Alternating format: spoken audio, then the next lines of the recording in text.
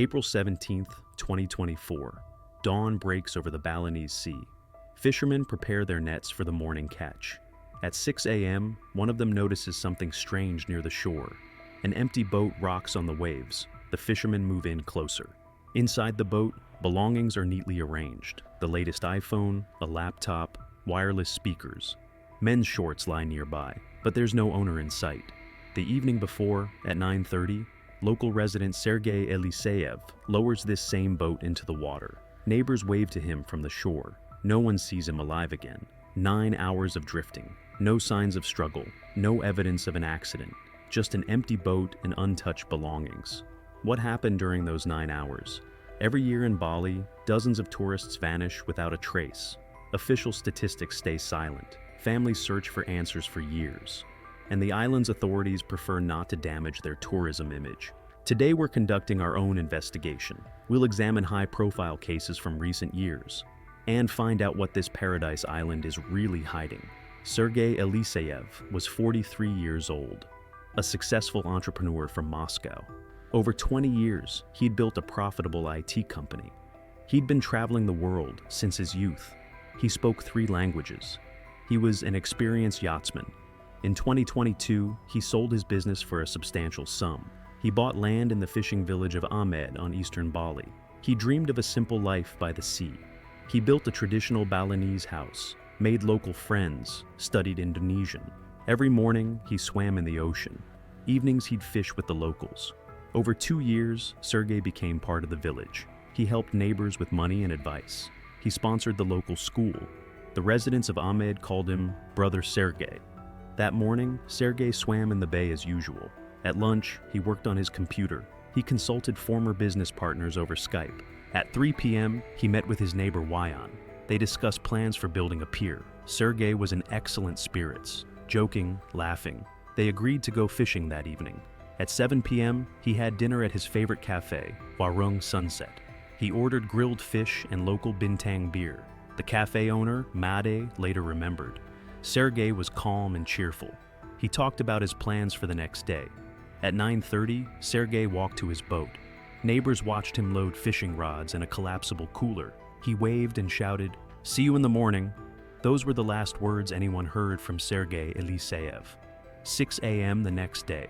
Fisherman Ketut Sukarta spotted the drifting boat 2 kilometers from shore. He moved in to check.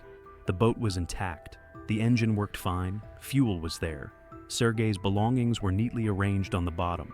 His phone showed full battery. The laptop was working. The speaker was on, but the sound was muted. Next to the electronics lay men's khaki shorts, the same model Sergei had been wearing the day before. The fishing rods were in place, fresh bait. The cooler with beer hadn't been opened. A strange detail. There was no life jacket on the boat, though local fishermen knew that Sergei always put on a life jacket before heading out to sea. Karangasem police initially leaned toward a simple explanation.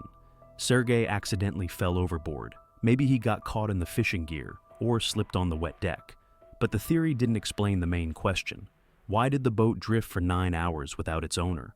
Modern motorboats don't stop on their own. Someone had to turn off the engine. The second theory sounded darker. Maybe Sergei decided to end his life, went out to sea to drown himself. But then, why take expensive electronics with him? The iPhone was worth $1,000. The laptop, another $2,000. Would it make sense to leave such valuables in a drifting boat? And another question. Why strip down to underwear? Sergei was wearing shorts when he left for the sea. Where did they go? The third theory seems most plausible. Criminal gangs operate in Balinese waters. They attack lone fishermen. They steal valuables and eliminate witnesses. But this version has holes too. Sergei's electronics remained untouched. Cash dollars sat in his wallet. Documents were in place. What could robbers have been looking for? Police hit a dead end. The case gets transferred to central headquarters. But there's still no result. A month later, new details emerge in the case. A private detective hired by Sergei's family finds several important clues. The Denpasar Weather Service records. On April 17th at 10 p.m., a storm began over the eastern coast. Wind speeds up to 15 meters per second. Wave heights up to 2 meters. Strange, experienced yachtsman Sergei should have known about the weather change. Why did he go out to sea before a storm? The weather forecast on his phone showed a storm warning. A forensics expert studies photographs from the discovery site. He notices a strange detail. Sergei's shorts are folded almost perfectly, as if someone deliberately placed them there neatly. The phone lies exactly in the center of the clothing. It didn't fall or slide from the boat's rocking. It was specifically placed there by someone's hand. Who did this and why? Neighbors recall, for the past 2 weeks, Sergei had been acting unusually. He'd become interested in local religious rituals. He visited a Balinese healer in a neighboring village. Wayan, his closest neighbor, tells us, Brother Sergei talked about spiritual awakening. He read books about water meditation. He wanted to try night swimming under the stars. The detective reconstructs the sequence of events. We're not looking at a mysterious crime, but a tragic chain of mistakes. Sergei didn't tell anyone his exact route. Neighbors only knew he was going fishing, but where exactly? Unknown. Return time wasn't specified either.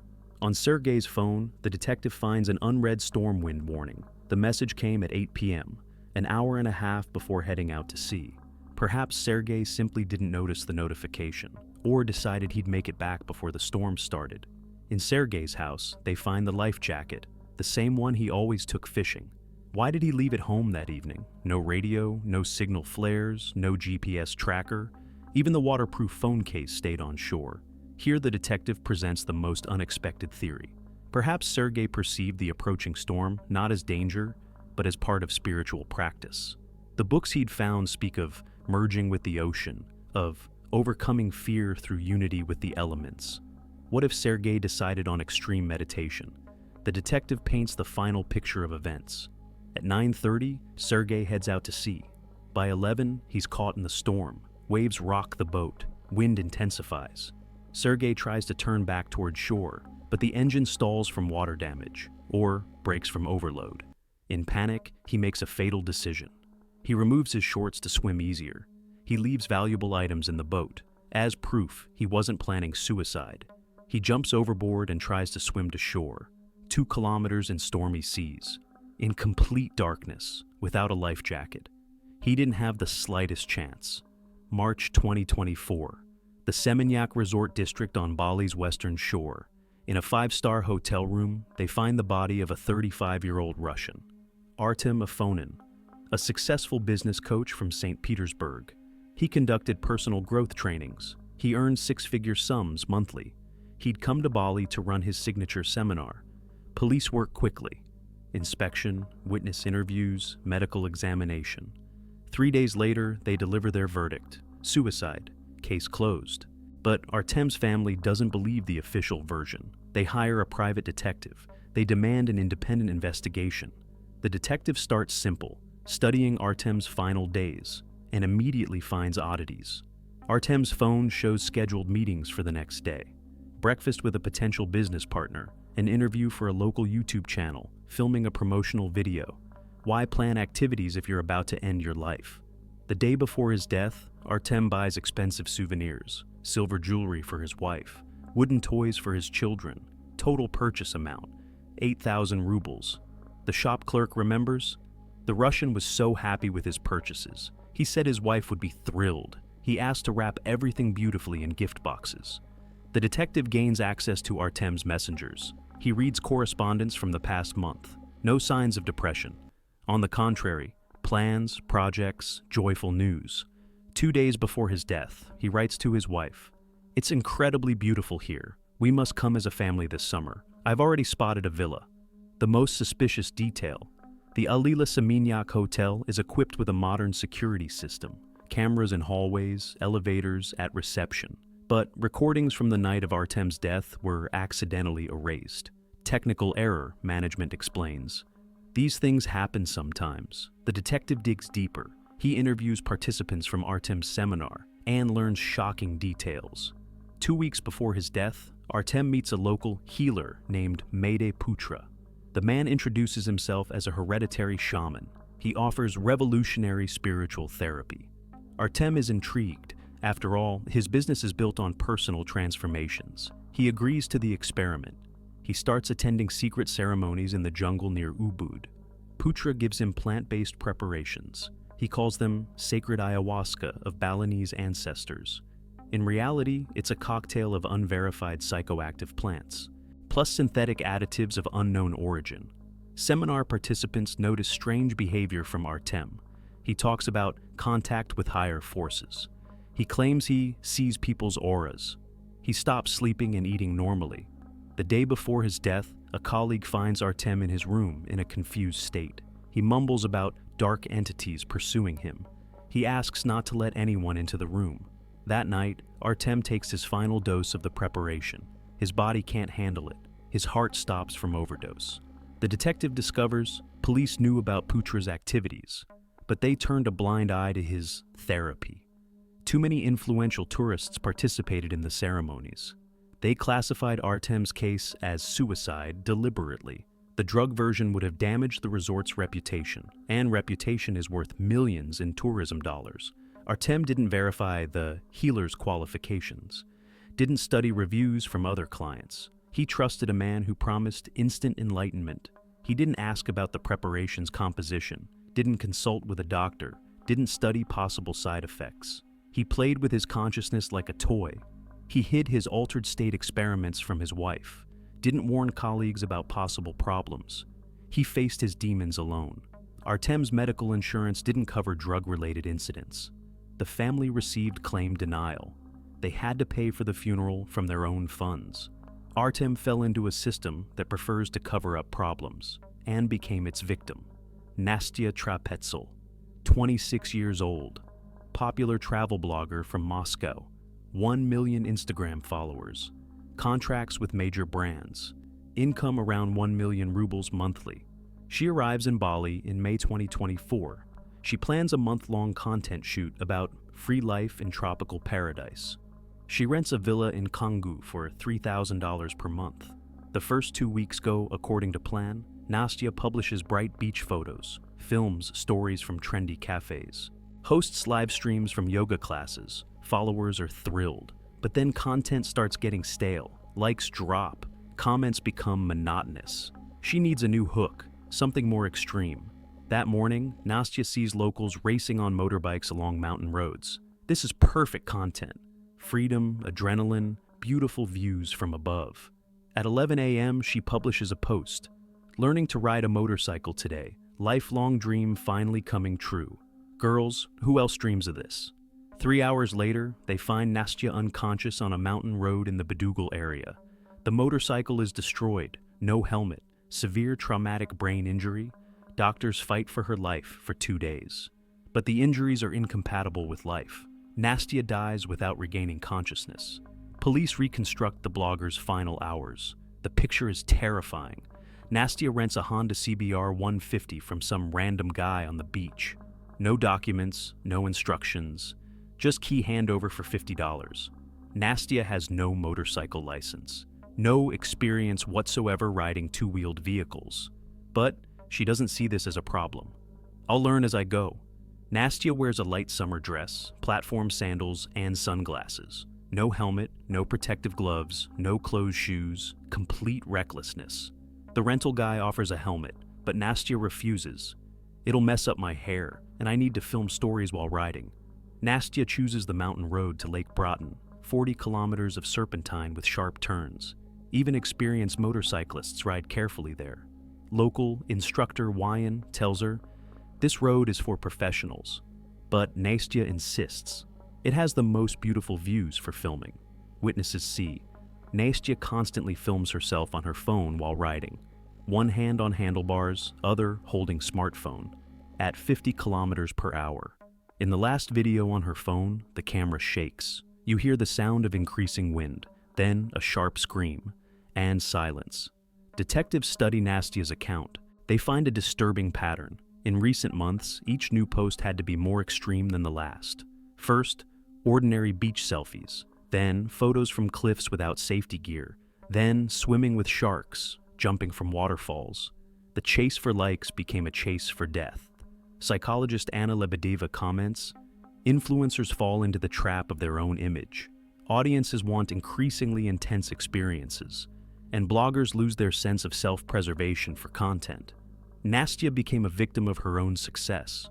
1 million followers demanded spectacle, and she gave them the final show of her life. July 2024, Lombok Island, an hour's flight from Bali.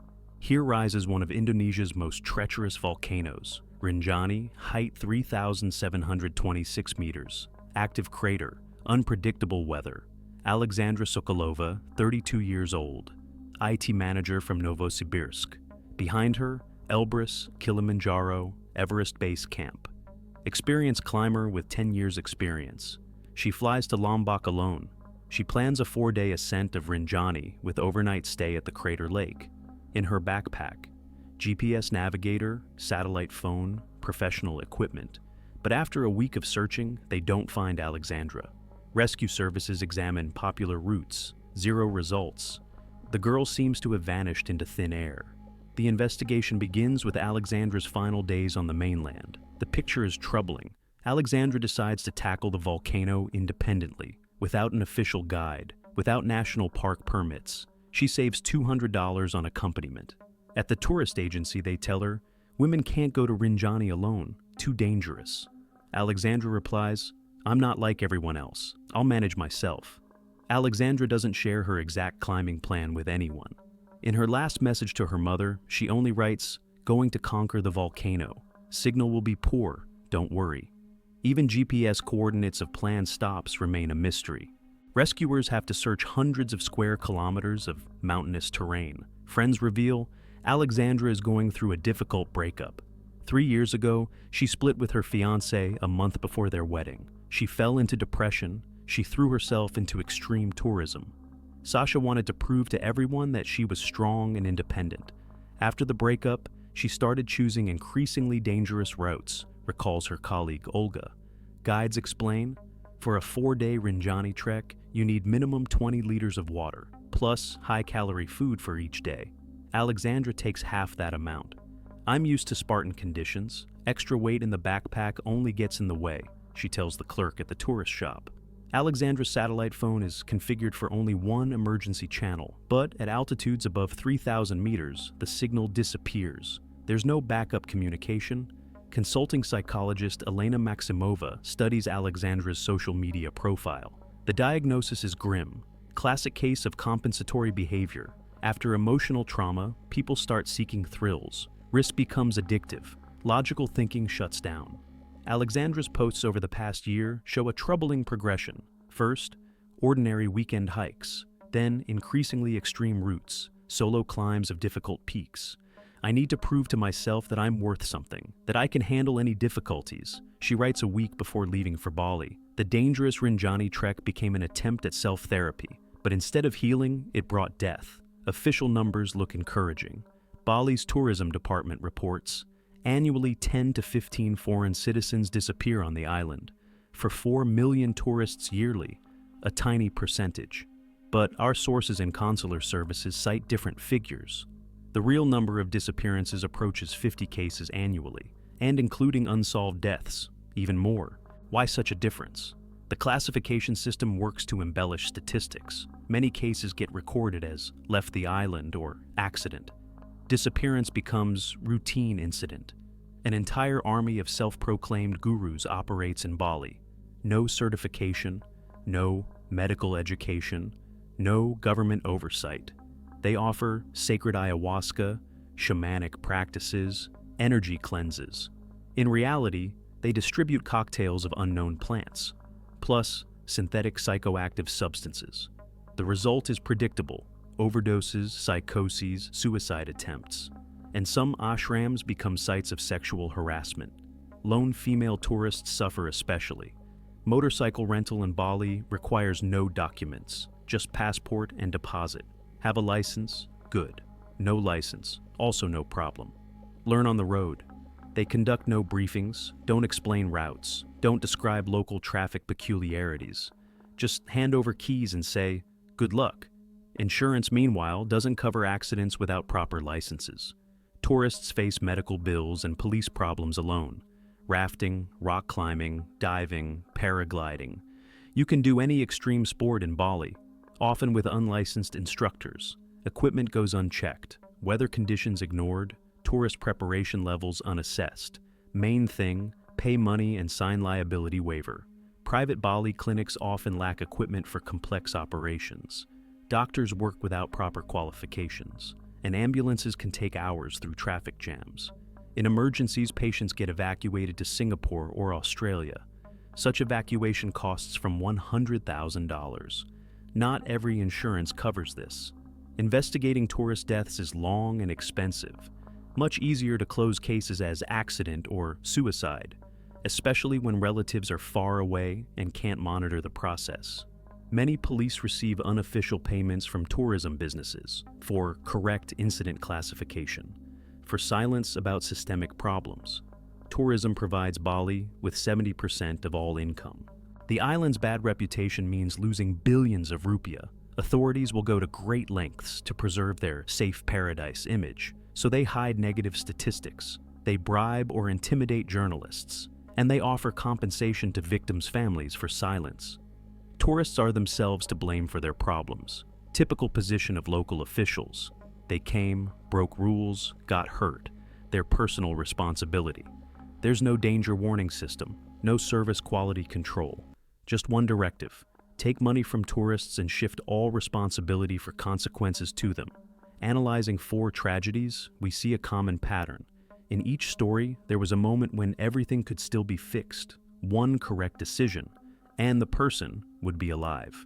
Critical point, 9 p.m. before heading to sea. If Sergei had spent 2 minutes checking weather forecast, he'd have seen the storm warning, or taken a satellite emergency beacon. Rental cost, $50 per week, the price of his own life. Critical point, 2 weeks before death, meeting the healer.